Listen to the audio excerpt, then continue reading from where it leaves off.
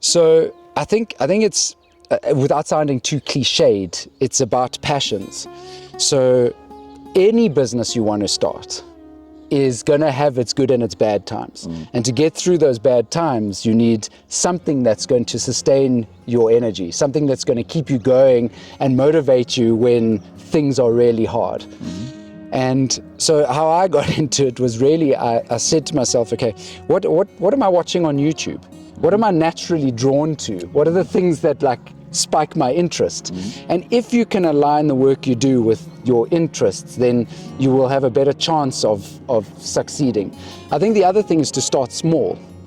You know, you might have an idea. You might be inspired by something like your YouTube channel where you're like, oh, that seems brilliant. That's so aligned to my value system. Yes. That's something I could really see myself doing. Start small. You know, I think a lot of people have this misconception that to be a farmer, you have to have 5,000 hectares of land. But high production and diverse farms can be very small. We've got 1 hectare here, maybe only half of which is farming. So that's 5,000 squares, not 5,000 hectares. Yeah. And we're sustaining a good life here. So, you know, I think for me it would be start small and follow the things that really interest you so that you can get through those tough times. Okay. Yeah. Did you know 1 hectare, the size of a football field, can feed families and host tourists at the same time? Good day, I'm Ayong and welcome to Agricdeck. On today's episode, we are in Big India, where they are raising chickens, growing vegetables and hosting guests on just 1 hectare. Hi, I'm Ryan Mayring. We call our 1 hectare farm Big India. It's Big India farming, India meaning dog, not because we farm dogs. It was just a brand that we've transitioned into the agri space. Yeah, we're a small farm, and that's why we call our movement Tiny Farms on a Large Scale. We are multidisciplinary here. We like to stack enterprises. We believe in creating resilience through having multiple streams, multiple revenue streams, but yeah, multiple production streams as well. Okay, that's amazing. So what really inspired you into starting a farm like this? So probably a mild midlife crisis. So after having kids and reevaluating my priorities, I was in tech for almost 15 years. I think I was vaguely burnt out, but it also gave me an opportunity to question what's important in life and what does this future hold for my children. And I sort of took a step back and saw that I wanted to be in foundational economy spaces. So I wanted to be in food production and in accommodation. When you look at Maslow's hierarchy of needs, what are the things that humanity will always need? Food. How will I always be in service and add value to this world? And so I wanted to get into that space. I studied industrial engineering and I did a master's in environmental science, but I ended up practicing in neither of these things, you know, the quality education well spent. But I now find myself in this confluence, this nexus of accommodation and food and environment. And so I'm an environmentalist at heart, and anything that I can do that adds value to Mother Earth, that pushes us in a direction that hopefully will sustain this planet for our children rather than detract from it, is where I kind of want to be. So I'm in a very fortunate position where we're now able to sustain our family and operate in spaces that are very interesting. Yeah, so that's how we got here. That's amazing. So what do you have here? So on the farm, the stacked enterprises consist of a market garden. So we've got a no-dig living soil market garden, which I'll take you guys through. We have chickens, so we have 100 layers. We're running those in chickshaws we designed. I'll take you through that. So we've got an egg business. We've got a compost business. all of this sort of integrates. So they were very specifically designed to work together. So no one enterprise needs to be super profitable. What we're looking to do is reduce the costs of everything we do by creating almost like an integrated system that utilizes multiple enterprises to be overall functional. And then we like the idea of the circular economy, where one person's waste is our input. You know, like what's the saying? One man's trash is another man's treasure. Yeah. Very much about how we can use the output from one system as the input for the next system, and then overall it becomes very efficient. Very much also about focusing on so when you look at the profit equation, it's revenue minus expenses, and everyone focuses on revenue. How can we get more? But that's part of a biggering model. Everything has to scale. You know this word, you've been from the tech side, I've come from the tech side. It's all about how do you scale? Yeah. And I think the downside or the shadow side of scaling is that everything gets bigger and bigger. Yeah, so very much trying to see how we can focus on the expense side of the profit equation. So rather than revenue and biggering and more, we're trying to see how we can reduce our impact and our footprint. Yes. How we can do more with less, how we can utilize waste as a resource. So that's where really my passions are, and that's where everything here that you see is systems driven. I'm a systems guy, I've come from that space. Yes. Industrial engineering is all about process, is how can we systematize things that they're interrelated and they work together to create an overall better situation for the planet and for people. We've got an egg business, we've got a composting business, we've got a market garden, and then we do things like grow microgreens, but then we also balance that with what we're calling agri-tourism. Okay. So we've got 4 stays on the property, and what's interesting about that is that people get to check out of the urban environment without having to travel far, and under the sort of umbrella of, let's say, agri-tourism, they get to experience a bit of farm life.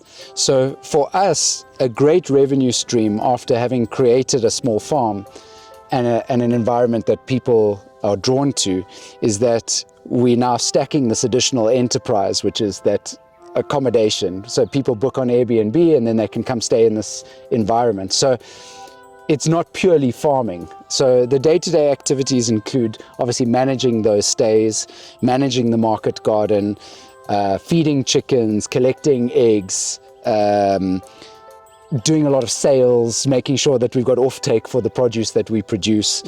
And then at the same time, we're trying to also slow life down a little bit and live a simpler life. So on a personal level, we are obviously having to shop less. We're producing a lot of our own food. If we have another COVID, hopefully we'll ride that out without any lockdown fears, because we're not stuck in an apartment. We're actually close to the land. We're in control of our own food security.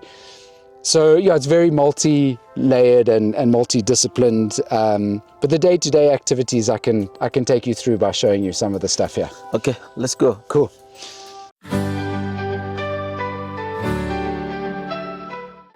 So this is our natural pool. I don't bring you here because it's farming, but it's an illustration of our systems thinking. It's an illustration of how we want to work with nature and not against nature. Okay. So we're trying to get nature to do a lot of the work for us. We're trying to respect nature to the degree that we understand that separation from it is not the answer. Yes. Integrating with nature is the answer. Okay. So this used to be a blue swimming pool like most people's. Okay.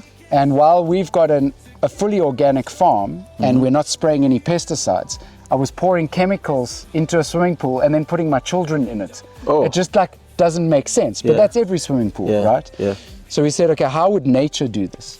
When nature's in balance, the rivers are clean. Yes. The lakes are beautiful. So why can't we have a swimming pool like that? So what this is, instead of chemicals, we're letting nature filter the water for us. Okay. So there's a pond we built on the other side of the swimming pool, and it filters through a very small pump it sucks the water through a gravel bed. All the beneficial bacteria and microbes clean that water, and then there's a natural system here.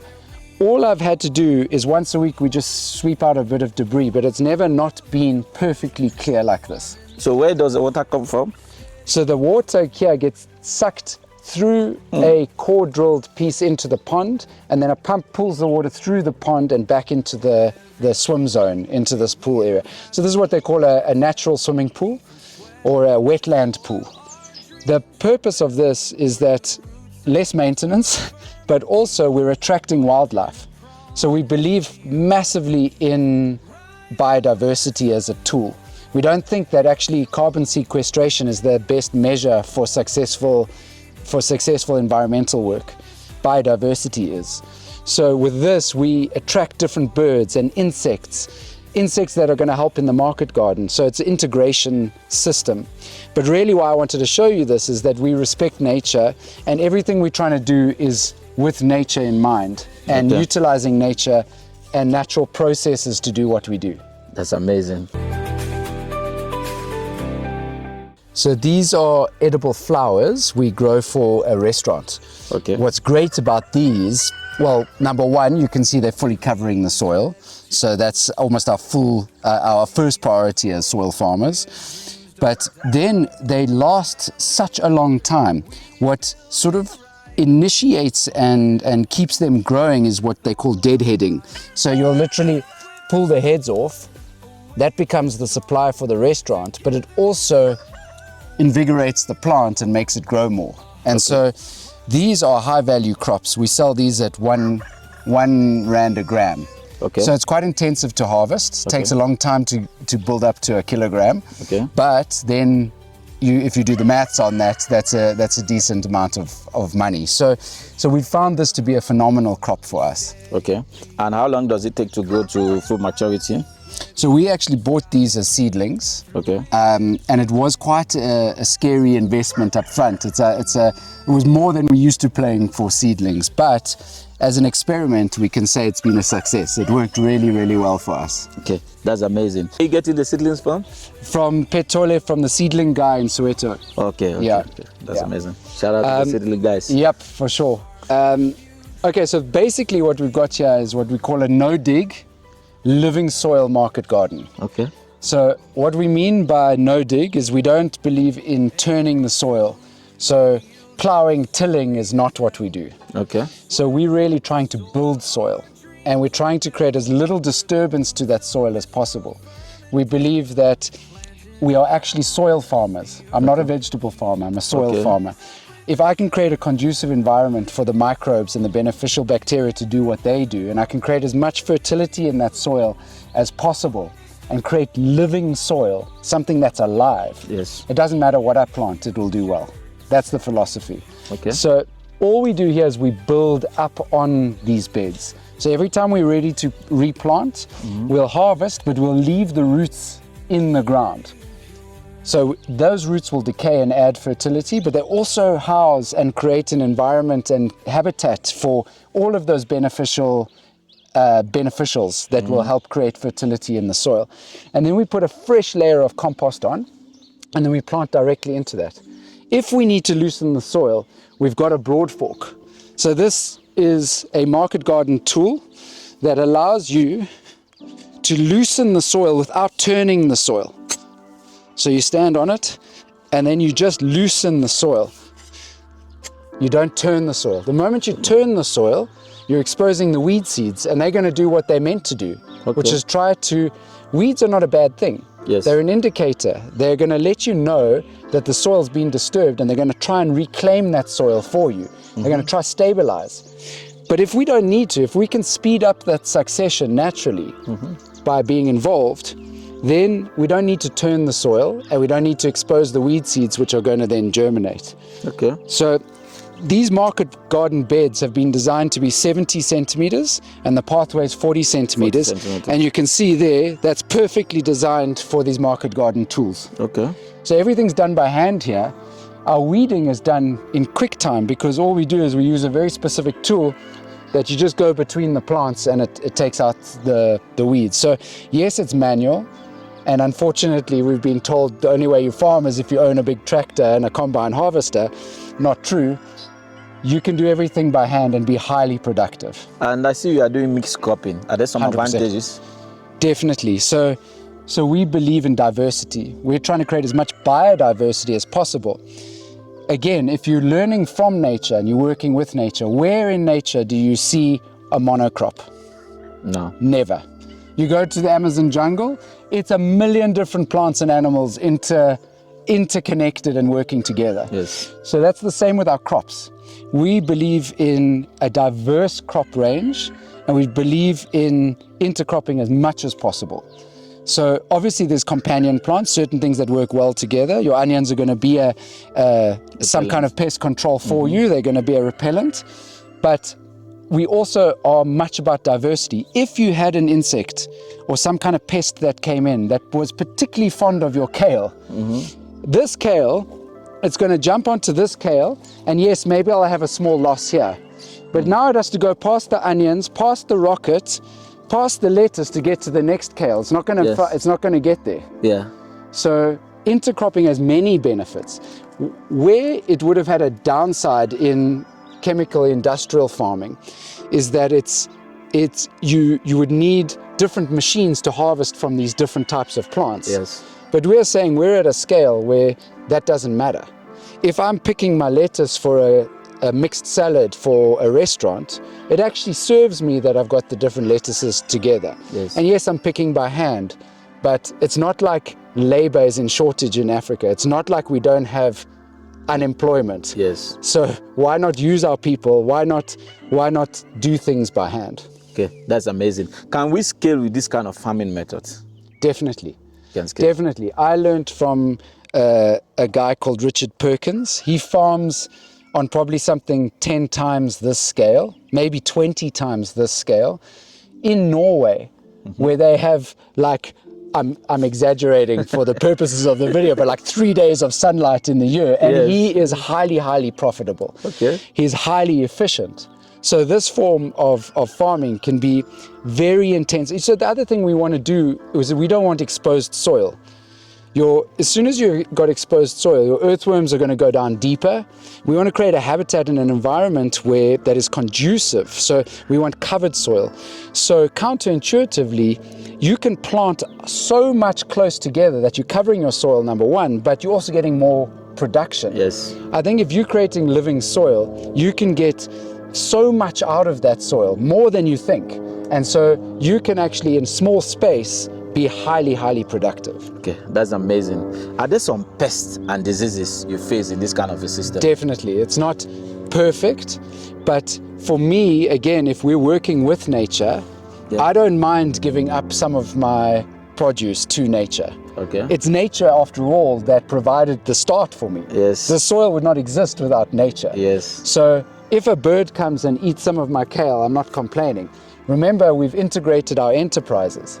So the birds here are also why people come stay in our treehouse, Okay. or people come stay in our tiny house. Okay. So there's value in, you need to start seeing the value in all of nature, not just what you're trying to sell. So, yeah. So for us, a pest, yes, of course, I don't want something to obliterate all of my crops, but that's never happened. But I'm also not ridiculous. I'm okay if a bug shares a bit of this with me. Yes. Yeah. Again, remember, I'm not paying for pesticides. Yes. I'm not paying for herbicides. I'm not paying for nitrogen. I'm not paying for pollinators. If you look behind you, there are bees. Bees. That's happening naturally. Okay. Oh, and then I get honey at the end of the day. Oh, that's amazing. Yeah. That's amazing. Yeah. So they pollinate your plants. So they're there. We obviously get honey. We're not doing anything at a scale. Like, I'm not a honey farmer. I'm not a beekeeper. Yeah. But we're getting our pollination, and I'm never having to pay for honey.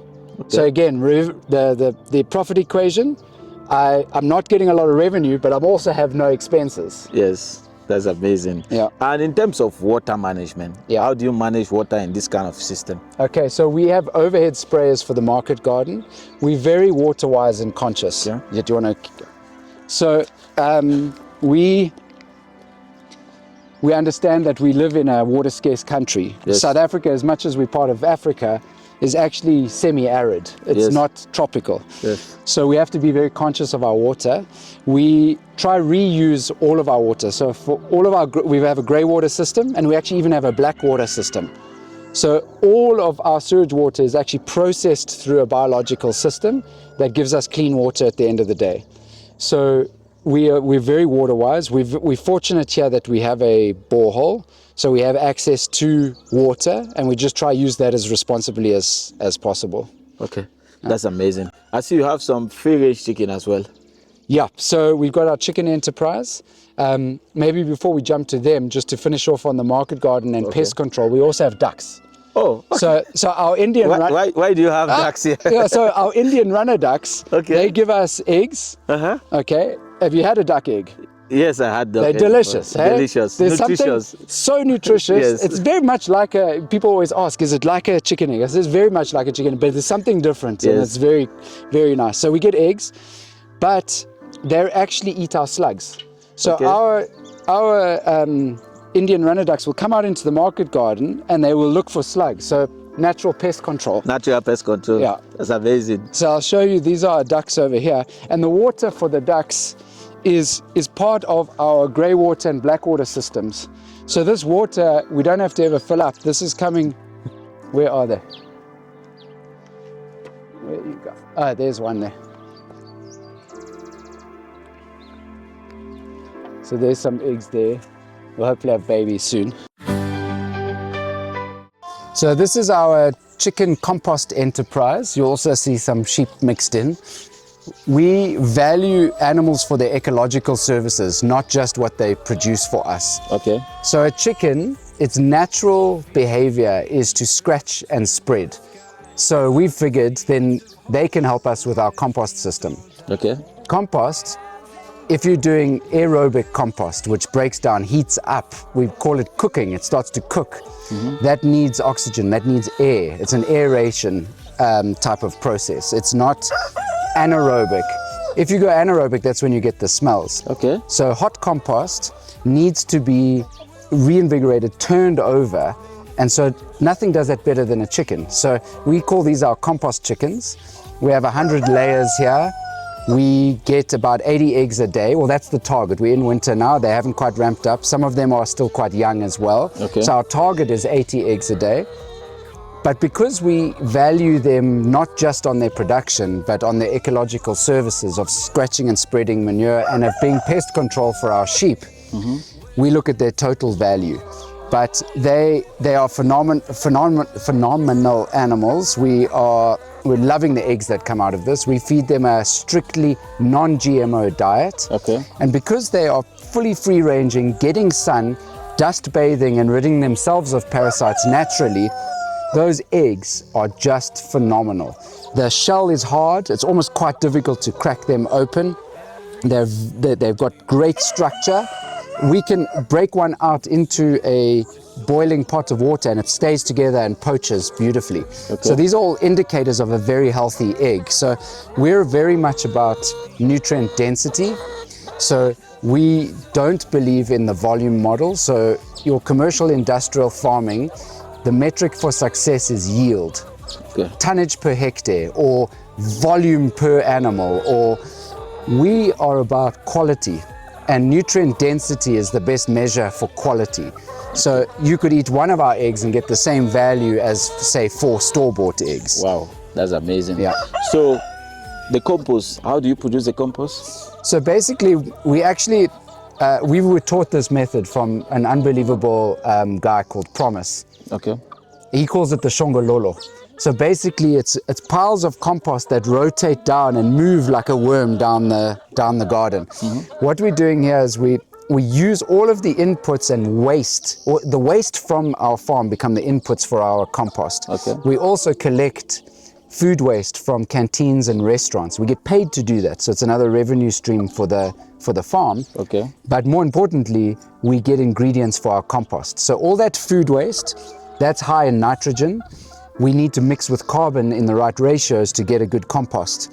So we take the waste from the sheep, we take their manure, we take the chicken manure, and we add that all together. We collect horse waste from stables, We mix all of that together in the right ratios and we create a pile. And each week we'll turn that over into a new space and create space for a new pile. And it slowly works forward like this, like a shongololo. And at the end, you've got processed compost. And like you see here, we'll then sieve that compost to get the final ingredient. And now we're down at the bottom of the property where we go straight onto the market garden and we put it onto a new bed and then plant our seedlings in. That's amazing. So we have our 3 stays, which I mentioned. We have a tree house stay. We have a tiny house that we built. And then we have a Karoo-style cottage, which has a wood-fired outdoor hot tub. So couples love to come and experience that. With everything, we're also trying to create human connection and connection to the land. So again, it all integrates. This is our next project. So this is our tented camp. Very comfortable camping for 8 people. So the idea is that you've got 4 kids with bunk beds in the one tent, and then you've got 2 sets of adults in the other 2 tents. Again, everything here we try and make dual purpose. We're trying to maximize while not detracting from the natural beauty. So here how we've maximized, we've got our farm reservoir, which is our water system. Yeah. But it's also going to be the swimming pool for the people in the camp. Okay. So you can see we built this beautiful deck around here, which will allow families to chill up here, but then also jump in and go for a swim. So we're probably 3/4 of the way there. We're busy now with the outdoor kitchen, and then we've got to finish off the compost toilets.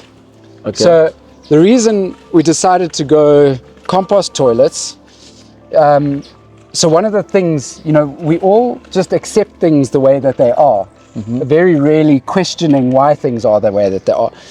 So all of us have used toilets the same way for, I don't know how long it is. It's over hundreds of years, right?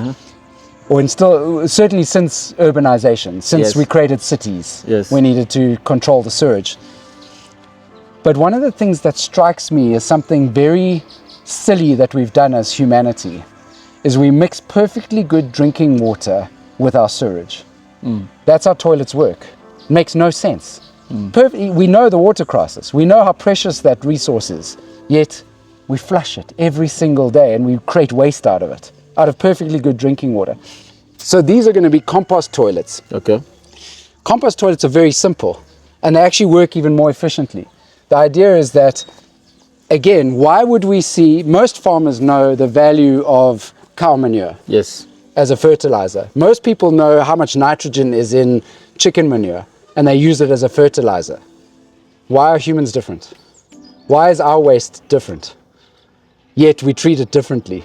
So a compost toilet allows us, all you do is after every use, you put sawdust or bokashi or some kind of carbon material in. Kills no smell and it starts to compost. And in 6 months' time, you can take that compost and put it on your fruit trees and it creates fertilization for your fruit trees. Okay. But normally we're mixing it with water and we're sending it off our property and making it someone else's problem. So these 2 very cool looking compost toilets are going to be an ode to thinking about where our own waste goes and why can it not be thought of as a resource. Okay, that's amazing. So the showers as well aren't quite finished, but the water's working. But again, we're trying to do things unique here and a bit different. Yeah. So the idea here is there's no door on your shower. It's an outdoor shower as well, so you can shower under the trees. But there's also no door. The spiral creates that for you. So let's just turn that on. Wow, beautiful. Yeah. So yeah, we got a bit of a way to go, but. So we are going back to Mother Nature, Mother Earth. Yeah, getting closer to nature, getting closer to spending time together, human connection, the simple things that we all have a sense of. You intuit it, you sort of have a sense of it in your gut that we've gone off track. Wake up early, sun shining bright. If I come here, this is what I get. Well, it's not finished, so you have to look through it. You have to look through. Yeah, we're gonna have like little bedside lamps. Okay. That opens up so you get the breeze through. But you can feel it's very cozy. Yeah, it's cozy. It's cozy. This is beautiful. Yeah. So we're hoping sort of October to have our first guests.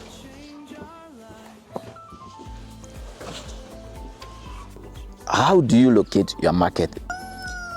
So I think the smarter way would be to always, see that you've got a market before you plant. But I think it's a bit of both in our case. I think a lot of this food is also for ourselves, so we need to start planting anyway.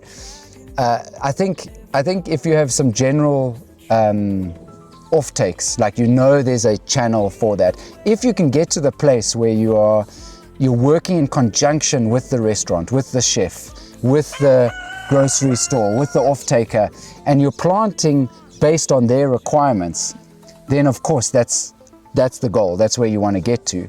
But for me, I think food will never go to waste. Yes. Again, because we've integrated our systems, we have compost. Compost needs input. So if we ever have something, we're going to either too much, we're going to feed it to the sheep, we're going to feed it to the chickens, so it becomes chicken food. It's never wasted. Their waste becomes compost. Compost comes back into the system. Nothing ever leaves the property unless it's going to a restaurant or a customer.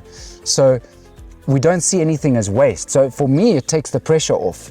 I don't have to be so intensively selling to everyone all the time.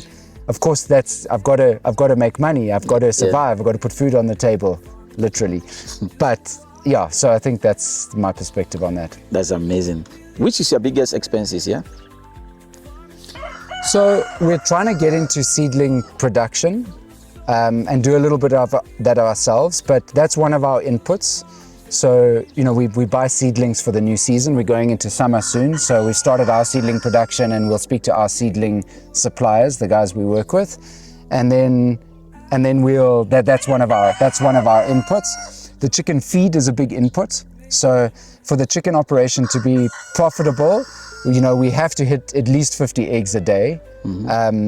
But we're also trying to be smart with that. So we are growing duckweed in our ponds. Okay. So off the back of our grey water systems, we're growing duckweed. Duckweed is high in protein. Yes. And we supplement our chicken feed with that. So 30% of what was our chicken bill before, our feed bill for the chickens, is now supplemented with this very fast growing high protein input. So look, that's probably our biggest. So feed, also our sheep here, we don't have this at a scale and we don't have pasture that they can run on.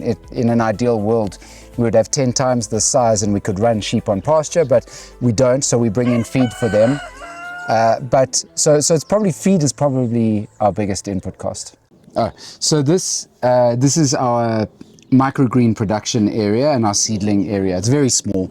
It's just complementary to what we're doing, but microgreens are another high value crop, and they're amazing. They're nutrient dense. It's basically, as the seed propagates, as the seed germinates, it's filled with nutrition. So what this is a bunch of baby plants, and then there's certain restaurants and off-takers that use this kind of crop for decoration on plates. You can use it in salads, but it's another little high value crop. So we're supplementing our income because we already have a clientele that are buying some of our produce and eggs. So now we also sell them some microgreens. Okay, that's amazing. And how long does it take to grow?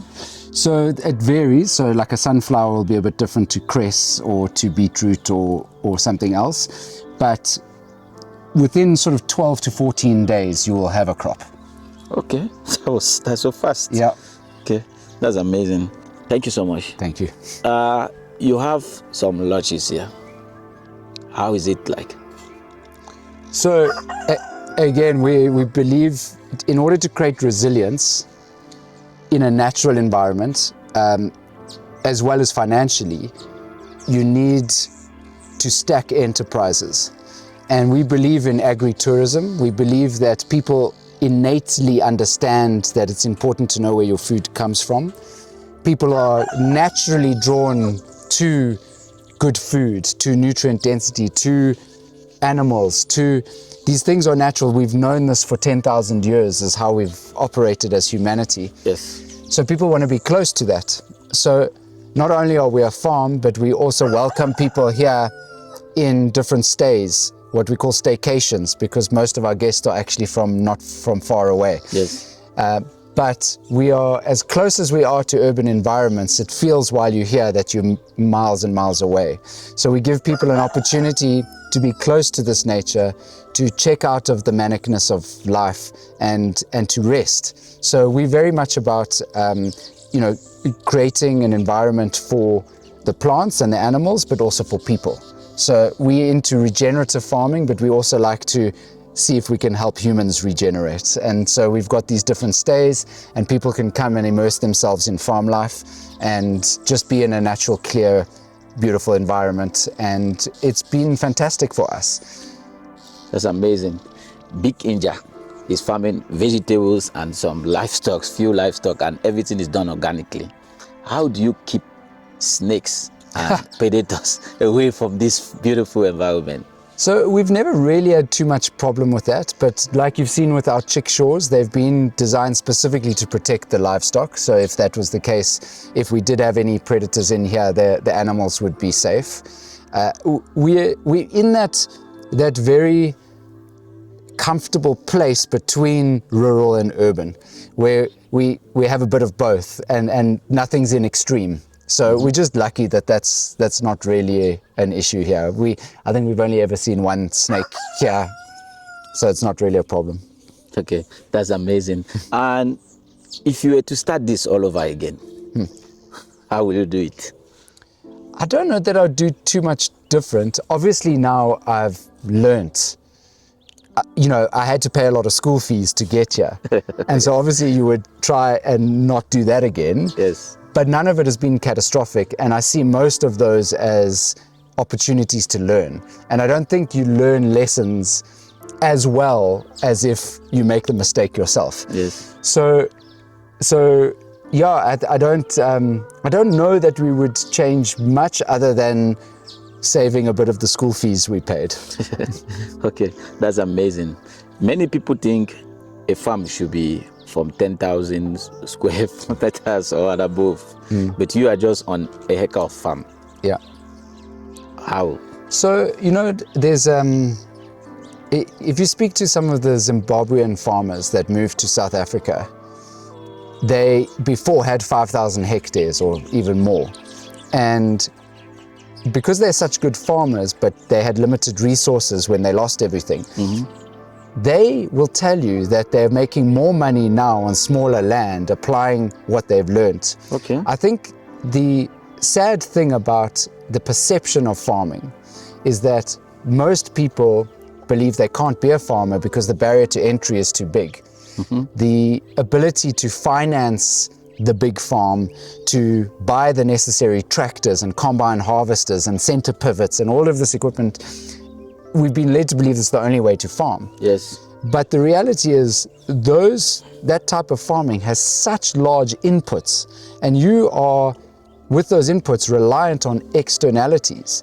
Suddenly the war breaks out in Ukraine and your nitrogen and your fertilizer costs go through the roof, but you're still getting paid the same for the produce. In fact, you're being dictated to. Your produce is a commodity. I think this is actually, I wouldn't say a new way of thinking. This is going back to the old way of thinking. So we're not doing anything new. Yes. We're just reinvigorating the old knowledge. We're just getting closer to the soil, and we're just looking at how we can farm more naturally.